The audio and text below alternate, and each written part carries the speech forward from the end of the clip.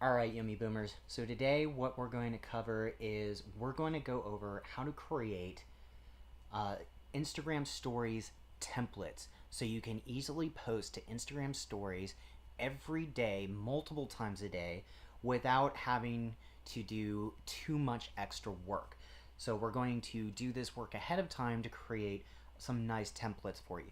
So I'm going to demonstrate how to create a single template that could be part of your brand and is something that kind of becomes a theme for your Instagram stories. So when people see it, they start associating that with you and they immediately know, oh, this Instagram story is for this business.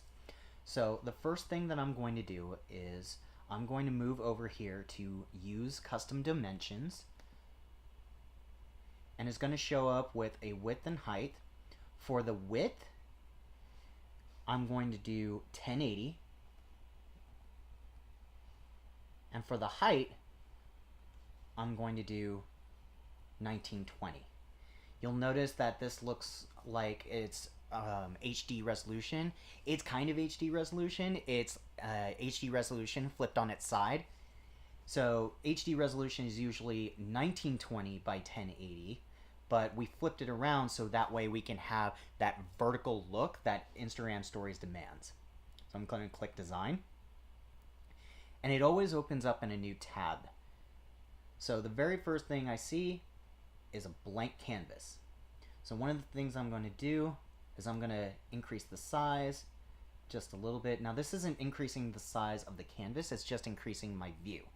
Now from here, I can choose a bunch, like I have different options available. The very first thing that it puts me into is layouts. So I can actually put layouts in there, and what these are basically like image placeholders. So if I were to click on this one here and then go to my uploads, I might have drag an image into there, and you see it puts it to fill that image placeholder. And maybe I want to also put this image over here, so I can do that. But I'm creating a template, so I don't really want to do either one of those right now. So I'm going to go ahead and delete those.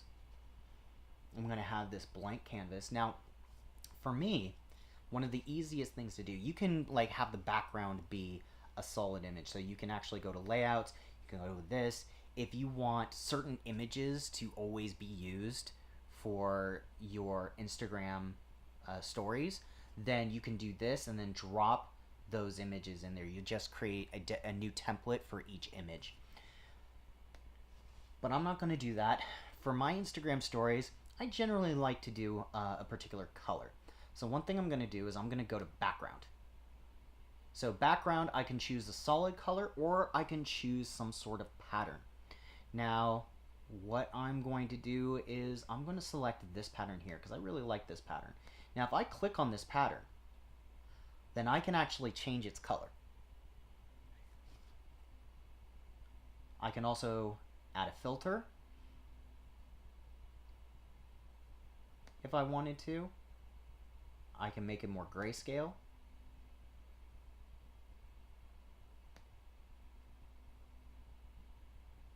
Which for some reason doesn't seem to be affecting it too much. But there's different filters that you can add. Some of them work on the background images, some of you can't. The filters are mostly for the photographs. You do have advanced options so you can control a lot of different stuff. Play around with them and see which one, like how they affect your different images, and they can actually come out quite useful. I'm going to leave this the same, even though I could technically change the color. If I really wanted to, I could change it to one of my brand colors, and the way that I can do that is I can click on this plus button, and I actually have in one of my notes, I have my brand colors here. So I'm going to actually take my brand of green, copy it, and then paste it. and that can be the background to one of my templates. All right, so now I have my background. It's looking good. So now I can go to elements. And some of these elements, like I never click on them. Like free photos and grids, I never click on those. Grids is essentially like layouts. That's basically what it is. If you click on grids, you're gonna see the exact same stuff that you find in layouts. So it's pretty much useless. Free photos, yeah, this is nice, but you can find the exact photo that you're looking for, or at least something close to it, in the search field. So there, and I'm gonna go over that momentarily. Frames, it's somewhat similar to grids, but the difference is that this doesn't fill the whole canvas. It's only for a specific part of the canvas. So if I click on it, it's only going to come in for a part of it. So if I wanted to have a particular like group of images look a certain way, I might look through here to see if I can find a way to make it look the way that I want it to look. So for instance, I could potentially do this.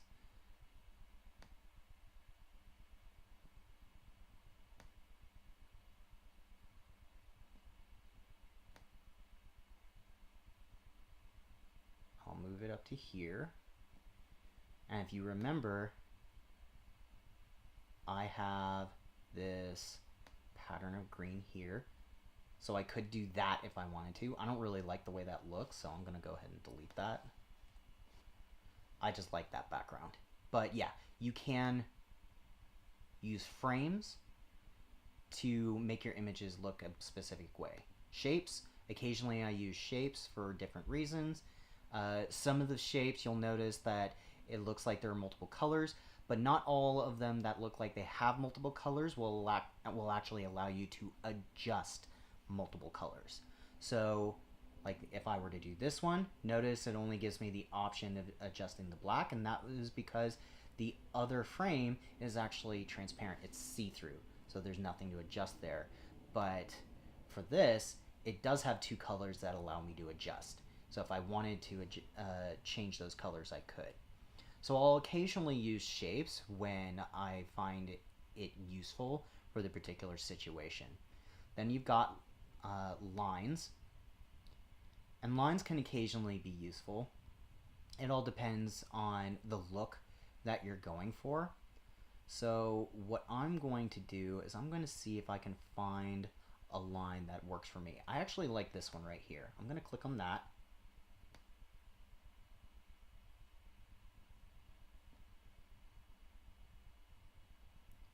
I'm going to go to this center thing here, a little dot. I'm going to stretch it out so it fills up, because the edges of this line actually go finish off at a slant, and I want it to go all the way across. So I'm going to do that, and you'll notice that it's 3 colors. So these 3 colors are actually changeable, and you can see them up here. So again, I'm going to look into doing my brand colors. So I already know here's my green. I know that I've got my other brand colors, so I'm going to click on that. I'm going to go to my notes. I'm going to do my light blue. Hit that plus button, highlight, paste, and then I'm going to do it one more time over here. And this one's going to be a darker blue.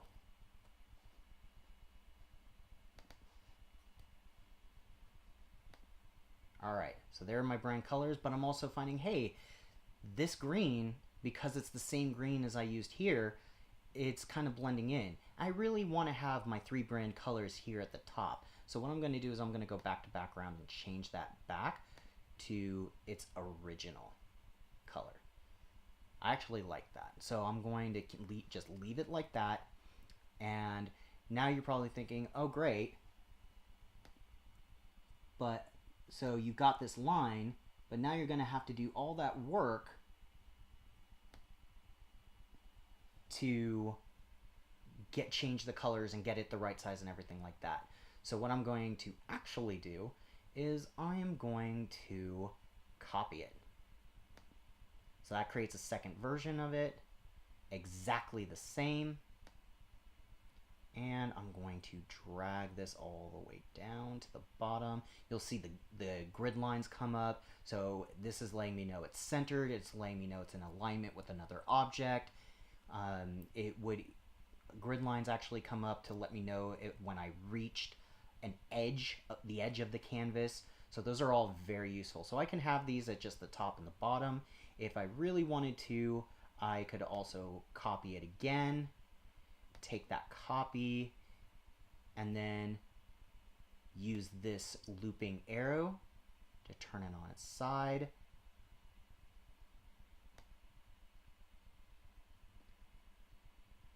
And then I can stretch it again. And stretch it this way. So you'll notice, hey, like this actually doesn't show up quite nice if I do it this way. And that's okay. Like don't be afraid to test stuff out. It shows up really nice here. So maybe what I need to do is, instead of having this blue, I need to have it go back to the green. So that way it blends in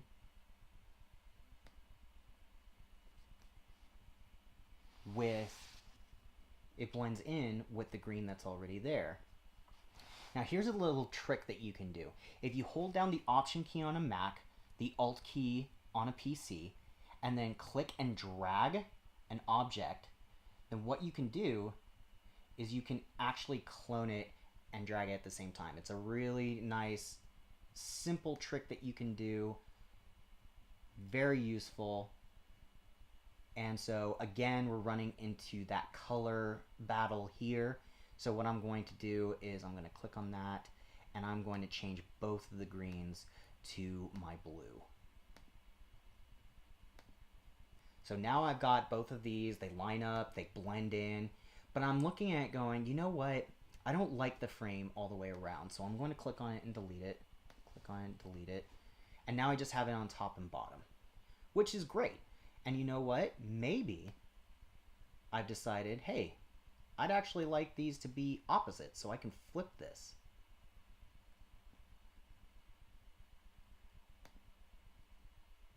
Awesome. I love the way that looks. So now this can be my template. I know from here on out, I can put whatever I want on here. Now, because I don't have any text, the name of this is going to remain Untitled Design. So I'm going to click on that and change it to what I want it to be called. So I'm going to call this Instagram Stories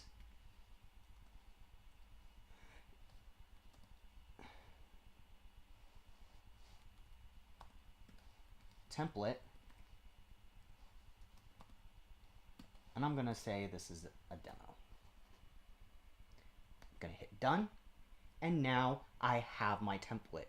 From here, all I need to do is, from this point forward, I can close this out.